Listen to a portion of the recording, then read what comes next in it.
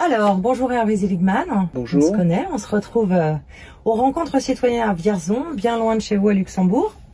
Alors, est-ce que vous pouvez vous présenter succinctement, dire qui vous êtes et puis d'où vous venez? Je suis chercheur biomédical.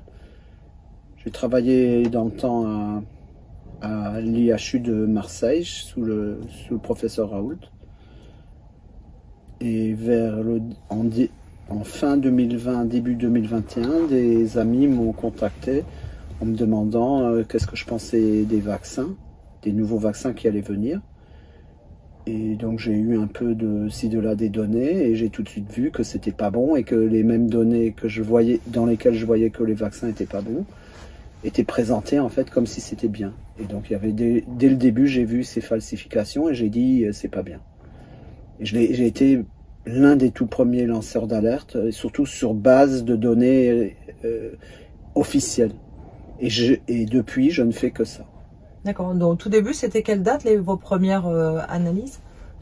Janvier-février 2021. D'accord. Et là, vous aviez constaté quoi? On présentait que les vaccinés mouraient moins du Covid que les non-vaccinés. Et en fait, c'était l'inverse si on rapportait ça aux tailles d'échantillons. D'accord.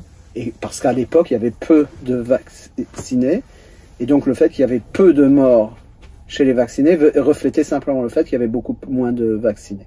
D'accord. Et depuis, vous avez fait d'autres analyses Oui, comme à l'époque, les toutes premières études, c'était sur le nombre de morts dus au Covid, et qu'on a très vite vu que ces statistiques étaient falsifiées, et qu'en plus, on pouvait comprendre que le vaccin n'aurait pas que des effets sur le Covid. Donc je me suis intéressé aux mortalités toutes causes, qui devaient refléter les effets du vaccin, des effets secondaires qui n'étaient pas liés au Covid et surtout pas liés au mauvais classement des décès. Et donc ça, depuis, j'ai fait ça. Et j'ai très vite vu que, tout au début 2021, que la mortalité des enfants jusqu'à 14 ans, qui à l'époque n'étaient pas du tout vaccinés, était proportionnelle au taux d'injection des adultes. Et c'est de là que j'ai pu dire tout de suite qu'il y avait du shading. Shading, c'est-à-dire? C'est des allo-effets du vaccin, c'est-à-dire que les vaccinés ont un impact évidemment néfaste sur leur environnement. Et je pouvais le voir seulement sur les enfants, puisque c'était le seul groupe, on va appeler témoin, donc non vacciné à l'époque. D'accord. Et depuis, vous l'avez reconfirmé au fur et à mesure des années, vous avez rajouté dans vos analyses? Alors, j'ai pu, à grand-peine, mais j'ai pu le faire. Et un des résultats les plus importants pour le public, c'est que le gros des effets shading sont des effets de vacciné sur vacciné. C'est-à-dire que je ne vais pas dire qu'il n'y a pas d'effet sur les non-vaccinés, mais j'imagine qu'il est bien moindre. Je peux pas... J'ai pas exactement des données pour ça. Par contre, je peux montrer que presque tout l'effet shading est un effet synergétique et donc c'est un effet de dose sur dose. Il y a une synergie d'une dose sur l'autre et donc ça c'est seulement entre intervaccinés, pas entre vaccinés et non vaccinés. Est-ce que vous avez une durée? Enfin, est-ce que ça dure tout le temps ou est-ce que ça s'arrête à un moment donné? Alors, j'ai vu des effets forts jusqu'à 100 semaines jusqu'après la première dose. J'ai pas regardé ce qui se passe pour deuxième, troisième dose. J'imagine que ça rallonge le phénomène. Et par contre, je vois des effets. Je les vois, mais ils sont sporadiques après 100 semaines. Donc, après 2 ans, ça ne disparaît pas, mais je le détecte encore. Oui, ça diminue fortement, mais ça ne disparaît pas complètement. Voilà, exactement. D'accord. Ok, alors première question, qu'est-ce qui vous a personnellement amené à vous engager à agir dans tout ça? Donc vous avez participé à plusieurs manifestations, vous venez à ces conférences. Quelle est la valeur pour vous qui vous amène à agir, à prendre la parole, etc. Je considère que c'est un devoir, à la fois d'emmerder les institutions et à la fois d'aider mon prochain. Alors emmerder les institutions, ça veut dire quoi? Ne pas les laisser faire ce qu'elles veulent quand elles font du mal. D'accord. Ça veut dire en fait dénoncer leurs mensonges ou leurs falsifications? Oui. D'accord. Ok. Deuxième question. qu'en quoi vous pensez que ces rencontres citoyennes sont utiles, nécessaires, particulières? Qu'est-ce que vous pouvez en dire puisque vous êtes venu? Qu'est-ce que vous en pensez? Je pense que d'un point de vue social, pour renforcer les gens entre eux, c'est très important. Au niveau de l'impact informationnel, je vous dirais pas tellement, mais quand même, puisque même les informations que je vous viens de raconter sont pas connues, même des gens engagés comme moi.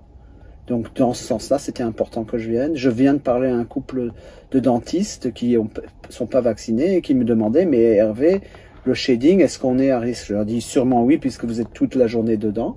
Mais sachez, c'est surtout de vacciner sur vacciner. Et donc, dans ce sens-là, peut-être que votre degré d'inquiétude, je pense qu'il est justifié, mais qu'il soit pas maximal. D'accord.